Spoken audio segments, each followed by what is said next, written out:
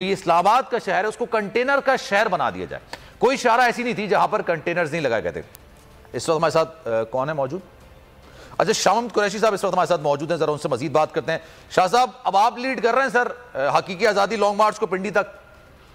انشاءاللہ ابھی ہم لاہور سے روانہ ہو چکے ہیں وزیر آباد کے لیے. ہمارے سیکرٹری جنرل اسد عمر صاحب بھی ہمراہ ہیں اور ہم جا رہے ہیں وزیر آباد، جہاں سے آغاز ہونا ہے لانگ مارچ کا، جہاں عمران خان پر قاتلانہ حملہ ہوا تھا اسی اسپاٹ سے آغاز کریں گے.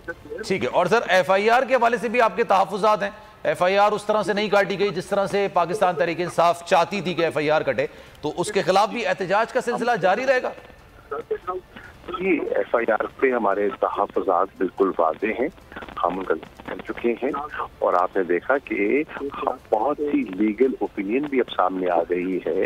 حتیٰ کہ سپریم کورٹ بار ایسوسی ایشن کے پریزیڈنٹ اور سیکرٹری نے بھی کہا ہے کہ جو حکومت کی ایف آئی آر ہے پولیس کی مدعیت میں کاٹی گئی ہے، اس کی کوئی حیثیت نہیں ہے، اور جو کمپلیننٹ ہے کے ورژن کی ایف آئی آر نہ کٹنا جو ہے وہ قانون شکنی ہے.